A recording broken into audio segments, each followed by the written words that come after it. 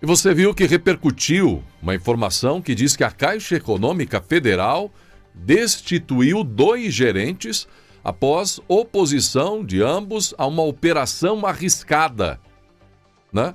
Você viu também nos últimos dias toda a polêmica envolvendo uma medida provisória de Lula que beneficia aquela empresa, né, ligada agora aos irmãos Batista por R$1 bilhão aproximadamente.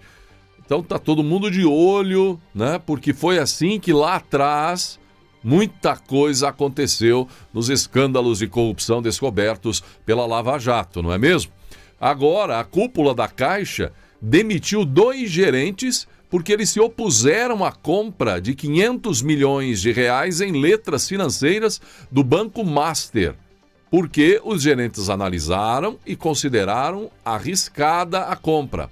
As direções da Caixa 7 indicaram que a companhia passará por uma reformulação sem mencionar o parecer técnico. O Banco Master, que já passou por aquisições e possui um rating considerado de médio risco, emitiu as letras financeiras com rentabilidade alta, mas nunca teve aportes significativos de outros investidores. Então, as informações técnicas dando conta de que seria algo arriscado o empréstimo e depois, de repente, né, como foi com o BNDES emprestando lá fora para Cuba, Venezuela, o dinheiro do povo brasileiro se perde no caminho. E por isso foi considerado um empréstimo suspeito pelos gerentes que acabaram sendo demitidos. Jair Bolsonaro comentou: os senhores não leram errado, impediram de acontecer os negócios arriscados, né? E foram demitidos. Não é mais questão de todo dia, mas sim a cada hora. Por isso o sistema está agindo com tanto afinco em suas ações, declarou Jair Bolsonaro, preocupado com mais essa situação que sinaliza que escândalos podem surgir por aí em breve em relação às decisões no atual governo. E o governador de São Paulo, Tarcísio de Freitas, comemorou os resultados de entregas na área habitacional do estado e diz ele: se é emocionante para mim, imagina então para a família da Sara, que está recebendo a chave e entrando pela primeira vez no seu novo lar. É difícil segurar a emoção e é também sempre uma felicidade enorme ver de perto o Casa Paulista, programa do seu governo, fazendo a diferença na vida das pessoas e entregando habitação como nunca em São Paulo, disse Tarcísio com essa história emocionante aí. Veja Tarcísio chegando na casa da Sara. Ele... 17 anos eu pago aluguel e hoje a gente sair do aluguel, ter a casa própria, não tem palavras. Aí, que emoção. O choro acho que diz tudo que... Que você seja muito feliz aqui, né? Que o sangue do Cordeiro esteja na porta, né? Para que vocês sejam realmente sempre muito abençoados, que sejam um lar muito abençoado, muito próspero e que venham os outros sonhos. Sim. Gostaram da casa? Demais. Eu tô muito feliz e é muito emocionante a gente ter o cantinho da gente. E é o canto de vocês, é a casa de vocês, é o lar de vocês. É meu filho, vai fazer 18, eu falo assim, não sei se daqui 30 anos eu vou estar vivo. Vai, em nome de Jesus, vai. Se Deus quiser. Mas é o futuro dele, eu falo assim. É isso. E a gente vai estar lá de casa. Como se quisesse só... Tá em um momento emocionante, né? E você sabe que tá aquela disputa agora, né? O Eduardo Bolsonaro publicou um vídeo, conforme você viu na edição anterior, falando a respeito do apoio que Bolsonaro, ou deputados que apoiam Bolsonaro, ligados a Bolsonaro, PL, enfim, eles deram para tirar a taxação, o imposto, melhor dizendo, na carne, colocando a carne na cesta básica, isentando de imposto as carnes de gado, né, no caso. E aí Lula já mandou a Haddad rapidinho fazer um vídeo junto com a Janja para dizer que o pai da isenção, na verdade, seria Lula e assim por diante. Bem, o pastor Silas Malafaia criticou Lula sobre o imposto da carne. E, categoricamente, o pastor Silas Malafaia usou suas redes sociais para acusar o presidente Lula de querer manter o imposto sobre a carne na reforma tributária, prejudicando principalmente os mais pobres, né? O imposto, então, foi derrubado graças ao apoio de deputados ligados a Bolsonaro. Agora, O governo até lançou o Haddad ao lado de Janja, um vídeo para as redes sociais, para dizer que o Lula teve uma vitória com a isenção da carne e seria o responsável por isentar a carne. Em um vídeo, o pastor Silas Malafaia apresentou reportagens que mostram a intenção de Lula de taxar a carne, segundo ele, e destacou que a equipe econômica do governo, liderada por Haddad, não queria isenção, queria imposto na carne, evidenciando a responsabilidade de Lula na questão. Agora estão tentando disfarçar, mais ou menos diz a grosso modo Silas Malafaia. Malafaia afirmou que o governo petista desejava sim manter o imposto debaixo dos panos para arrecadar mais. E ao invés de anistia para os detidos do 8 de janeiro, a Câmara deixou de lado a questão humanitária e foi direto aos interesses.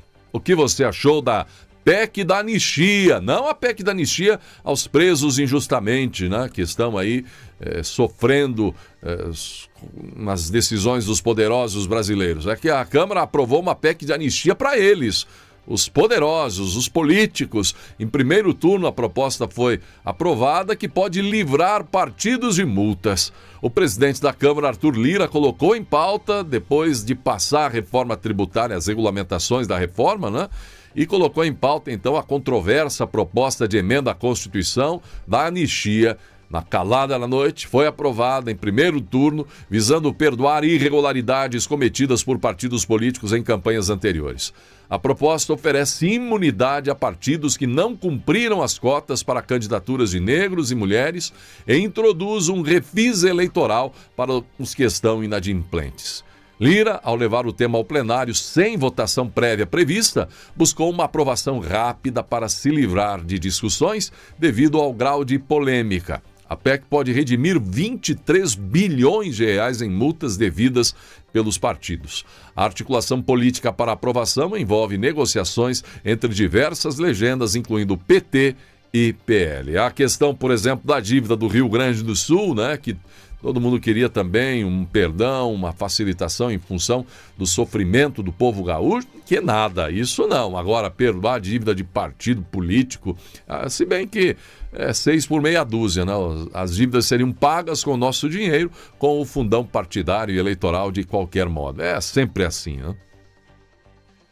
Quase 80% dos brasileiros rejeitam o aumento de impostos, mas isso é evidente.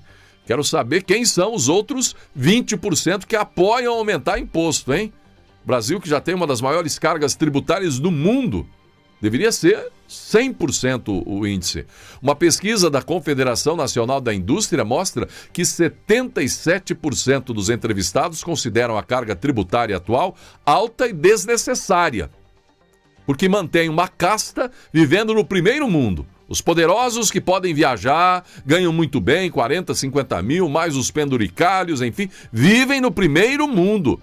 Vivem em um país digno de ser essa oitava maior economia do planeta.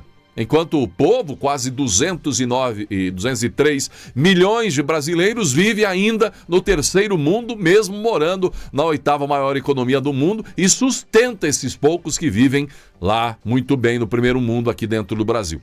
Além disso, 67% acreditam que o setor público gasta mais do que arrecada, gasta mal. A maioria, 76%, afirma que os gastos deveriam garantir melhores serviços em saúde, educação e infraestrutura. Apesar disso, a pesquisa indica que serviços como aeroportos e iluminação pública têm uma oferta considerada adequada. O diretor da CNI, Rafael Lucchesi, destaca a necessidade de melhorar a eficiência dos gastos públicos em vez de aumentar impostos, como parece ter tanta fome o atual governo. E veja o nível de desumanidade que poderosos vivem neste país.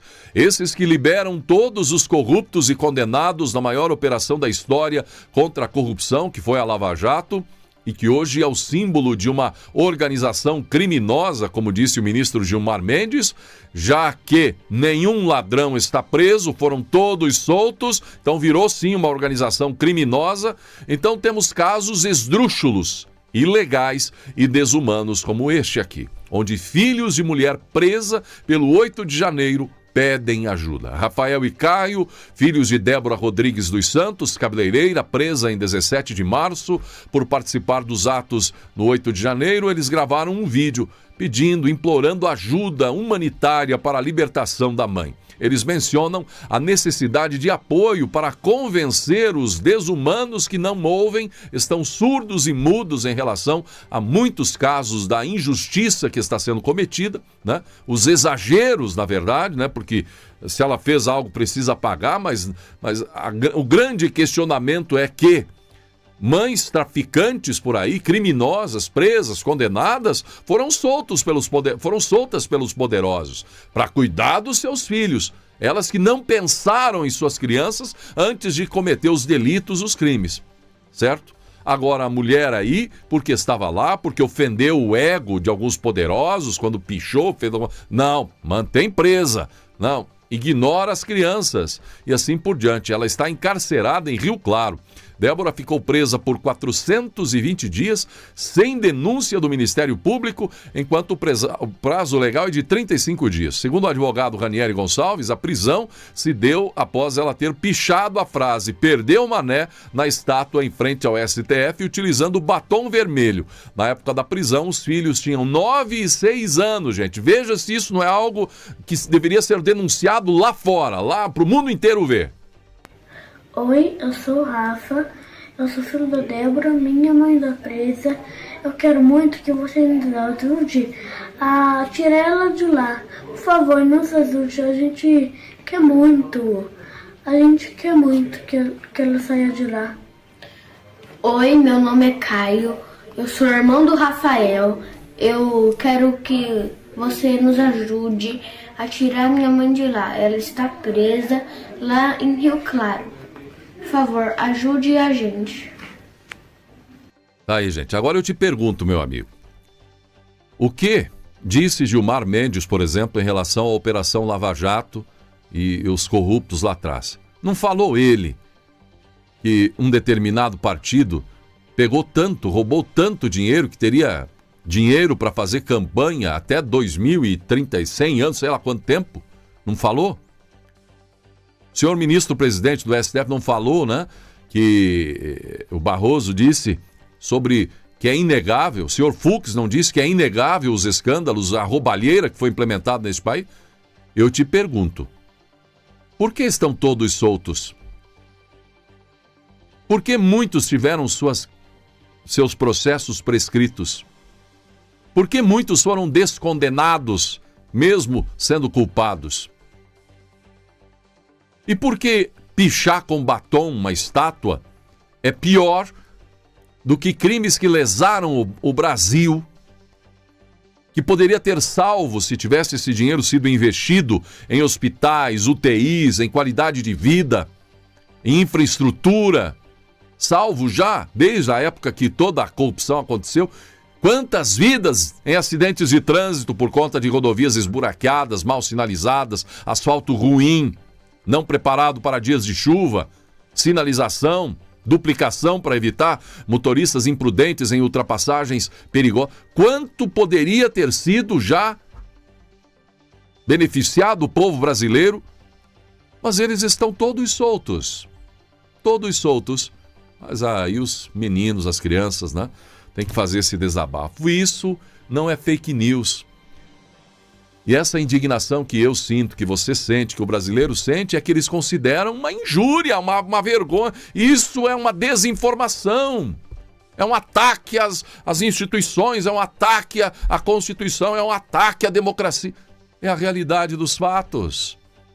Enquanto a realidade dos fatos estiver gritando muito ensurdecedora, não adianta combater fake news e desinformação, não adianta nada.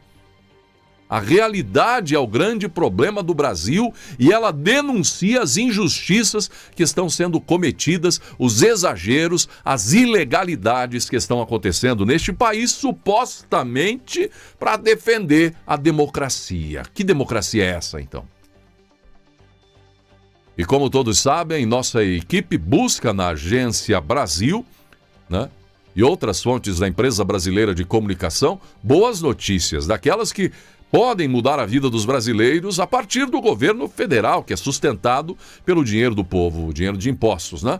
E como são raras, muitas vezes eu desabafei aqui, raríssimas as boas notícias, não encontramos praticamente boas notícias. Muitas notícias aí na Agência Brasil são ideológicas de não sei o que, isso e aquilo, mas nada que de fato muda a vida do brasileiro. Mas agora, além de não ter boas notícias para dar, a equipe da Agência Brasil ainda está sendo censurada se quiser dar más notícias sobre o governo Lula. Jornalistas da agência denunciam censura na empresa Agência Brasil, empresa pública. Profissionais da Empresa Brasil de Comunicação, EBC, relataram que a direção da Agência Brasil censurou uma notícia negativa sobre a Secretaria de Comunicação Social, SECOM.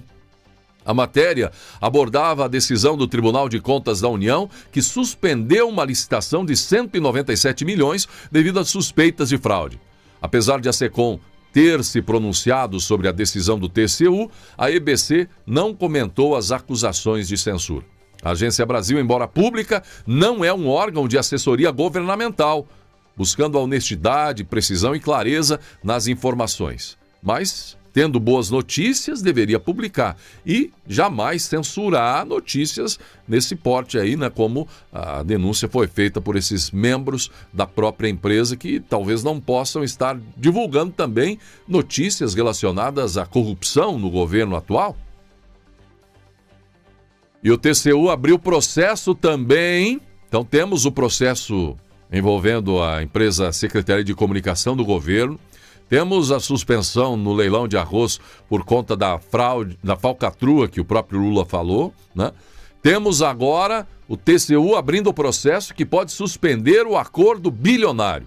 Na manhã desta sexta, dia 12, o Tribunal de Contas da União iniciou um processo que pode levar à suspensão de um acordo entre o Ministério de Minas e Energia e a Âmbar Energia S.A. do grupo JF dos irmãos Batista. A medida foi tomada após um pedido do Ministério Público que aponta irregularidades no acordo, alegando que ele prejudica o interesse público. O ministro Benjamin Zimbler será o relator do caso, que inicialmente avaliará a admissibilidade da representação antes de seguir para a fase de fiscalização. O acordo previsto para começar em 22 de julho de 2024 é questionado por potencialmente beneficiar a Âmbar de forma indevida, ferindo princípios de isonomia e moralidade, além de causar insegurança jurídica e prejuízos aos consumidores. O Ministério Público pediu que o TCU verifique irregularidades nos contratos de energia, determine a rescisão se houver descumprimento e suspenda o acordo até a decisão final. A Âmbar, por sua vez, afirmou que o novo acordo trará economia de mais de 9 bilhões aos consumidores e comprometeu-se a manter a energia disponível por um prazo maior. O Ministério de Minas e Energia destacou que a intenção de venda dos ativos da Eletrobras era pública desde julho de 2023 e que a medida provisória não foi discutida com a Âmbar. É essa medida assinada por Lula, beneficiando de cerca de 1 bilhão, parece que agora não tenho claro na mente aqui a lembrança, de reais a empresa, né? Alguns dias depois da empresa ser efetivamente, né, dominada pelos irmãos Batista. Então tem isso, mas também você viu agora há poucas horas que o Estadão denunciou pelo menos uns 15, 16, 17 encontros no Ministério, fora de agenda, meio que sigiloso o negócio, entre representantes da empresa, irmãos Batista, enfim, e gente do Ministério, ministro e tal. O ministro disse que não tem nada a ver, mas quanta coincidência, não é mesmo? Para depois sair a efetivação da compra, a questão de 1 bilhão da medida provisória de Lula em benefício e assim por diante. O senador Eduardo Braga pretende alterar bastante o texto aprovado pela Câmara das regulamentações da reforma tributária, que neste caso terá que ser revisado posteriormente pelos deputados, mais uma vez. Ele questiona as previsões de arrecadação, já que a Câmara aumentou de 15 para 22 os itens da cesta básica isentos de impostos, incluindo remédios e diversos alimentos. Braga exigirá do Ministério da Fazenda esclarecimentos sobre o impacto da inclusão desses itens na carga tributária, que pode ultrapassar o teto de 26,5% e chegar ao maior imposto IVA do mundo. Ele também propõe retirar os carros elétricos da lista de impostos seletivos, argumentando que esses veículos não devem ser penalizados. Porque hoje o setor automotivo do Brasil, que nos oferece carros ruins e caríssimos, fez lobby junto ao governo Lula. Para quê? Para dificultar a questão do carro elétrico no Brasil. E aí, toma imposto. E cada vez mais o sonho do brasileiro de ter um carro 0 quilômetro e eficiente, que consuma menos combustível, vai ficando cada vez mais distante, porque você compromete quase a metade da vida num carro se for comprar, financiar ou por conta do valor abusivo. Então, mais imposto em cima para a gente sofrer mesmo. E eu arrisco dizer que boa parte dos brasileiros, sim, compromete grande parte da sua vida pagando carro, financiamento e para lá e para cá, e carro, e andando ainda com carro velho. Então, cada vez mais difícil para a gente conseguir se livrar do pau velho e ter um carro novo, porque aqui tudo é dificultado. E quando chega uma tecnologia nova, toma imposto, como o caso do carro elétrico ou mesmo híbrido. O relator expressou descontentamento com a exclusão de emendas que beneficiariam o Amazonas, como vantagens no IPI para produtos que aguardam produção na região. Ele considera a situação da Zona Franca injusta e teme que suas alterações sejam revertidas na Câmara. Força Aérea Brasileira lançou 336 mil litros de água para combater incêndios no Pantanal. Desde o início da operação, em 28 de junho, a FAB realizou 28 voos e despejou 24 mil litros em um dia recente, utilizando o sistema modular aerotransportável de combate a incêndios. Os aviões podem descarregar até 12 mil litros por voo. O Major Rafael Portela Santos destacou que esta é a primeira vez que o sistema MAFS é usado em uma situação real com o KC-390 Millennium. A operação segue etapas que incluem coordenação em solo, visualização do local e contato com a equipe terrestre. Após o lançamento, a aeronave retorna para reabastecimento e pode decolar novamente em cerca de 40 minutos.